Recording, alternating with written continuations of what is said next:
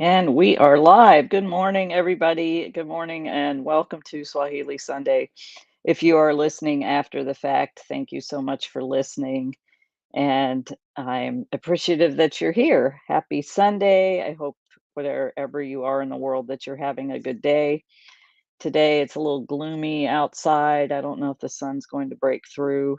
I would like to do this outside, but it's a little cold and just kind of blah. So I'm here in my favorite little spot, sipping some Kenya tea. I hope you're sipping something nice and warm. Oh, I love Kenya tea. And countdown to Kenya. I'm leaving May 26th. I am still raising funds. I'll talk about that in a little bit. But today, well, next Sunday, there won't be a Swahili Sunday because it's Mother's Day here in the US. And I am hoping that if you're a mother, that you're going to get to celebrate somehow out with friends, family, or your kids, whoever. Both my kids are working, so I'm not sure what's going to happen. My daughter had invited me to come to the restaurant where she works.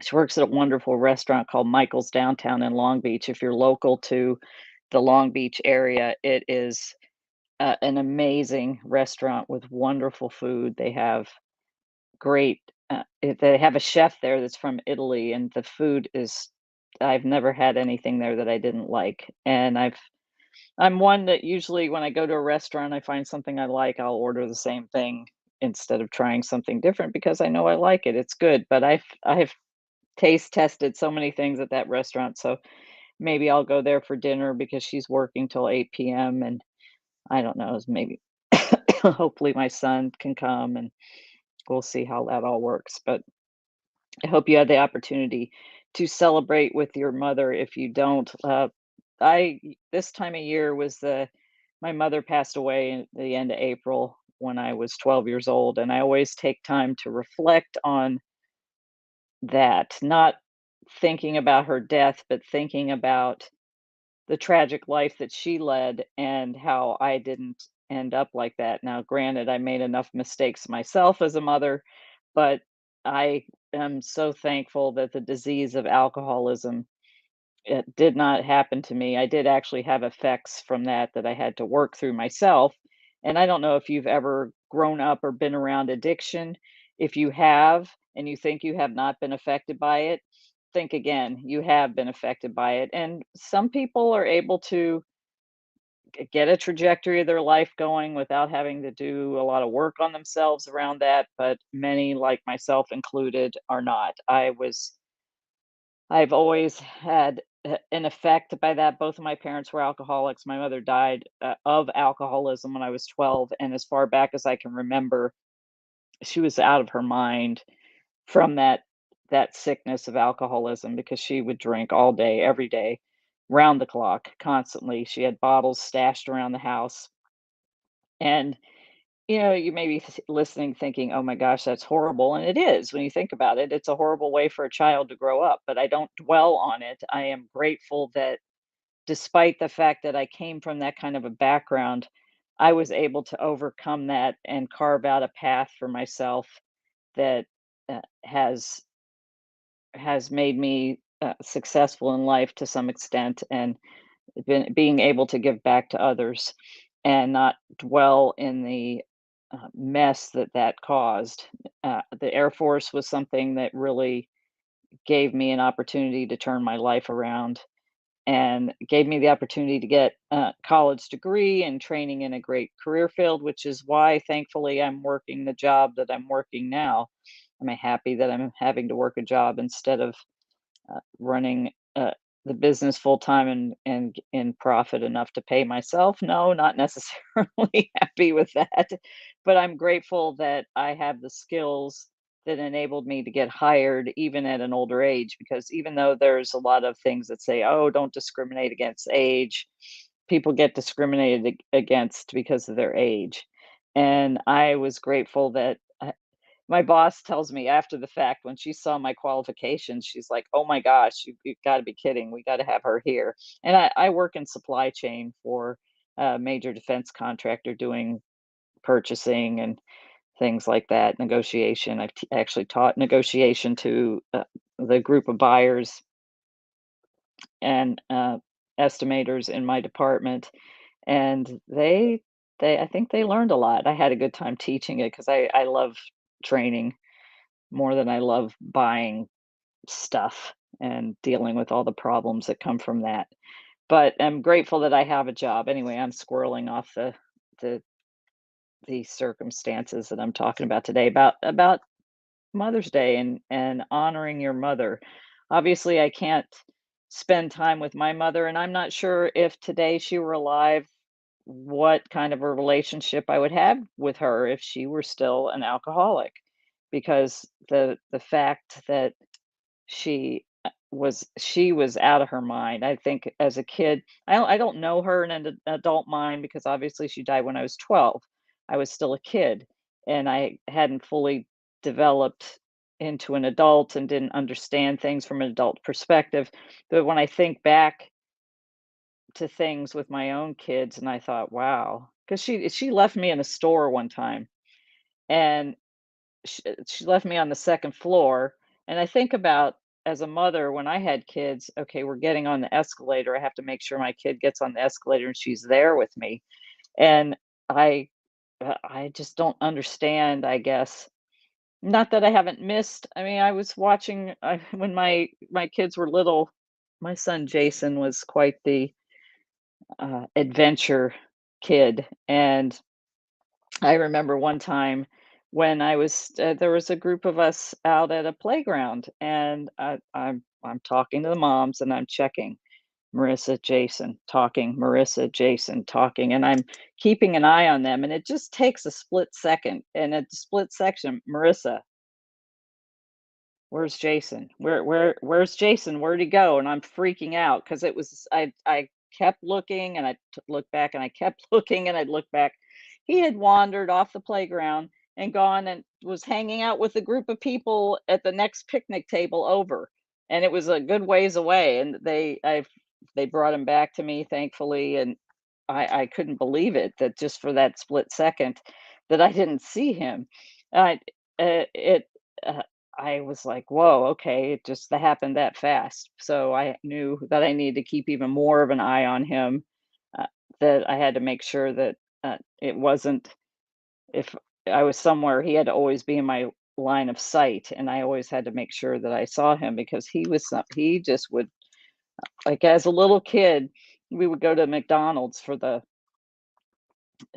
play thing that, they had the whatever, the playground there, and they had a place for the little kids, like, under 3 years old. They had little balls for them to play in and little things, and then like, over here, it's still attached to it was for the bigger kids. Well, Jason decided he was going to go climb up inside the thing for the bigger kids, and he was just that quick, and he just climbed and went. He was quite the climber. Matter of fact, when he lived way up in Northern California, he climbed up a they did a hike on a big mountain, and he was climbing up there, so I said he thought he came by that honestly. But it's so easy to just lose track of them for a split second. But nowadays, you really have to pay attention even that much more. Now, if I was sitting on the beach or doing something, I knew my kids cry. If I heard that cry, I would be, "Okay, what happened? What's going on?"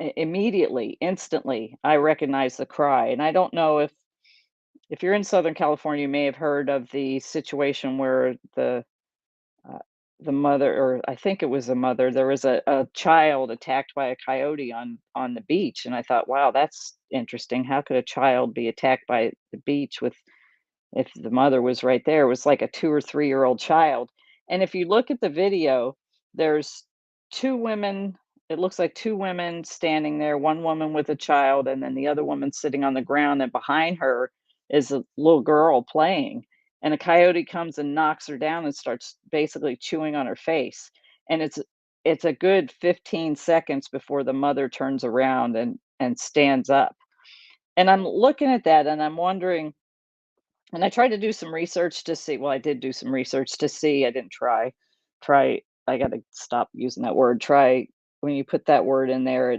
it sets you up for failure. I'm not gonna talk about that today, but anyway, I thought about how could that mother not have heard her child's cry or not had eyes on her, but it looked like the mother was in the phone. I looked to see if that was actually because there was some conflicting reports. There wasn't anything that really said that that was the mother, or they didn't know who the mother was. But then it said, okay, it was the mother. So I'm not 100% sure. But even if it's not your child, and which I think it must have been just the way the thing was set up. As a matter of fact, I'm going to show this video and then we can talk about it because it I'm going to share the screen real quick. So this is the video. Let's see, am I sharing? I am. No, I'm not. Now I'm sharing. Wait. Oh, okay, it looks like it's not going to share. Okay, I don't know what's going on there. But if you just Google video shows coyote attacking toddler in Huntington Beach, you can see the the situation where the coyote comes up, knocks the child down, and starts basically attacking the child. And you would think that the child would have to be screaming. And you see that the person who people are assuming was the mother, like I said, I don't have I was doing some research to figure that out. The video was taken by a video camera that they have cameras all up and down the beach. So that was taken, it's called Surfline. It was taken by a ongoing video. It wasn't somebody recording it, but it got captured the video of the child being attacked, and then the woman that was sitting not very far from the child then finally looks around and stands up, and it's like, "Oh, what's going on here?" Now, if that was the child's mother, I don't understand how you don't, especially on the beach, keep eyes on your child like that. And how you don't hear the child screaming. So it's very interesting a lot of what's going on today. People are very it looked like she was in her phone. And it's very easy to get trapped up in this. And you're all like, I was actually just listening to our message from church this weekend that Pastor Rick Warren was talking about. What are you filling your mind with? Are you filling your mind with social media? Or are you filling your mind with the Word of God? Social media and so much negativity out there can take your attention and suck you into all there's so many videos out there full of negativity and people putting people down. Now I do listen to a certain amount to figure out what's going on, but not much. And I actually need to do even less and put on more positive, uplifting things that to not take my mind and my focus to the negative. Anyway, I'm getting off track, but the thing is about being a mother, I was honored that I got to be a mother twice to 2 amazing kids, and despite the fact that I made a lot of mistakes and, you know, Satan wants to come and attack my mind and say, "Oh, you were a loser as a mother," and this and that, and I have to fight those thoughts a lot because I did make some mistakes. But when I think about the good things, like, if you have a relationship with your mother or a poor relationship with your mother, for whatever reason you don't get along, think about the good things and the good times and don't focus on the negative. This Mother's Day, reach out and thank her for bringing you into the world because there are so many children that get aborted and they don't even get an opportunity at life. And you're here and you get to experience life. And she brought you like my mother brought me into the world. She was a broken, damaged, sick woman, but I'm grateful I get to be here because of the fact that because I get to be here, I get to work with these amazing women in Kenya that have become my second family, and I'm excited that I'm going to see them, and many of them are mothers. We have one of our ladies who has 10 kids. Most of the women there have about 4 to 6 kids, and a lot of the women have lost children due to the tribal wars that they've experienced. and or disease or some other kind of hardship. There's one of our ladies who's taking care of her 4 grandkids. So she's raised kids and now she's raising grandkids again, and they live in a lot worse conditions than we could ever think about living in. I have a nice condo, have a beautiful patio. They live in little mud huts and they struggle to get water and food, and that's why I'm working so hard to get their products into stores and sold and more people's eyes on them so they can have more of an opportunity to be able to pay the fees to send their kids to school and buy food without complication. And eventually, I'd like to buy some land over there and build some housing and have them to have real housing to live in instead of the mud huts in that slum. And there are reports, well, talking to our director Layla over there, they've I think it's in court right now, but they wanna tear down the slum and there's nowhere else for them to go. So, that's something concerning as well. So, we're praying that all that kind of resolves itself and we can eventually find a place to, um, buy some land that so the and get them into housing. The word actually Swahili word for mother is mama. They say mama. Shosho is grandma, or somebody of grandma age, but, mama means mother. That's how they say it in Swahili. So as I am getting ready to go nope, wrong website. Where is this? Okay, so this is the I'm still raising funds and needing your help, $20, $5, $100. I'm still quite a ways away from my goal. Unfortunately, I don't well, I do have some wealthy friends, but they have not donated yet, and I'm praying that they do. And then I have other friends who have said they've donated and they haven't yet. And I know life gets kind of in the way, and I still have to reach out to a lot of people. So I'm going to start reaching out. And if I reach out to you and you can't donate, that's okay. But if you could donate something, that every little bit will help. And I've actually, one other thing I'm doing with this, I haven't put it up on uh, the amount I've raised, but somebody donated some clothes to me that were supposed to be kids' clothes. Eh, and I opened up the bags and there were no kids' clothes.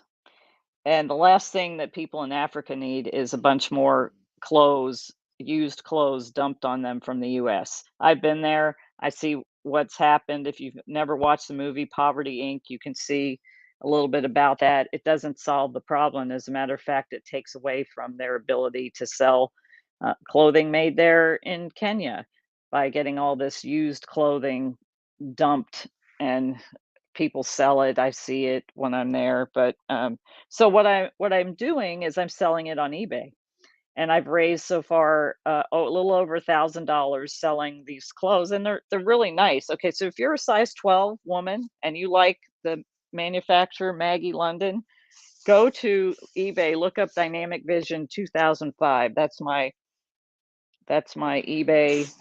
Is it 2005? I wanna say. Let me let me double check because I started doing eBay in 2002, but yeah, it's Dynamic Vision 2005. That's my eBay handle, and I've got beautiful dresses by Maggie London. I have a few like youth clothing up there, but for instance, this is a nice dress. I can't wear 12. I'm a little bit smaller than that. But most of them they're new. It looks like they haven't been worn. Some of them have tags. Here's another one. I'm getting ready to list some of these things. This one's already up there. See, this one has a tag. It's a beautiful navy blue dress, and I'm listing it on eBay, and all the money goes to. You'll see it. It says all the money goes to Dynamic Vision Foundation. So if you're a size 12, uh, I'm listing all of this on eBay to raise money. Like I said, I've raised $1,000 already, and I'm looking to raise hopefully 1,000 more from doing just that. I work all the time and I'm tired, but, I can't quit because if I quit, then the ladies don't they they'll go down. I just can't let that happen. So, anyway, if you're size 12 or you know a size 12 woman, refer her to Dynamic Vision 2005. If you can donate, please donate. Any amount will help. GiveSendGo.com, golf to Juliet Echo Echo, and you'll see that everything that we're going to do there.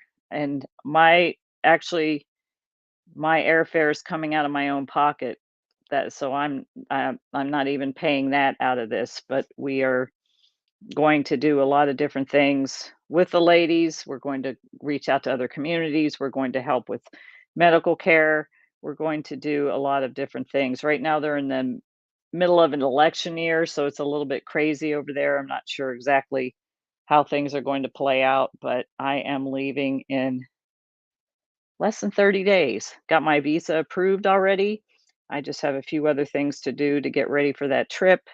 Be taking a lot of also one of the things I always do is take a duffel bag full of underwear for the ladies and their kids so they can have clean new underwear. Uh, so I go downtown Los Angeles and I buy it wholesale and the lady says, "Oh, is it time to go to Kenya again?" I'm like, "Yes, it's that time." So as a mother, I'm reaching out to other mothers to help them be able to help their children. And I'm praying for your support and your help. And please visit this Give, Send, Go.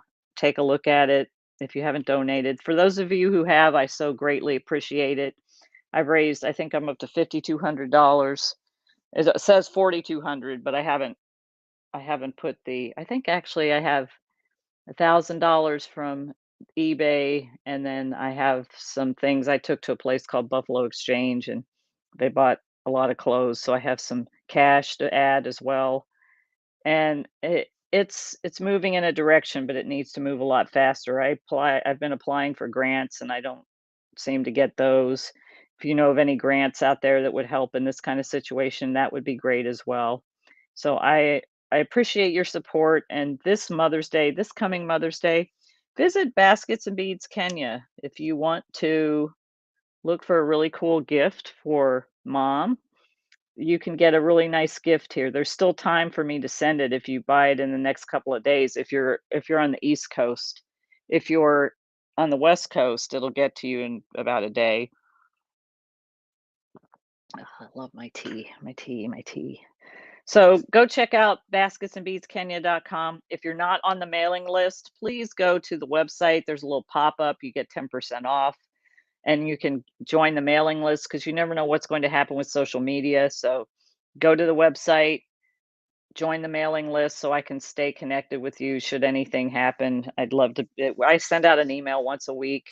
I usually tell a story about somebody, just one of the ladies or something that we're doing or some experience I've had. Even sometimes I share a negotiation tip because I still speak and train on negotiation, although that's not at the forefront of what I'm doing. But go check that out, join the email list, and get updates on things going on in Kenya.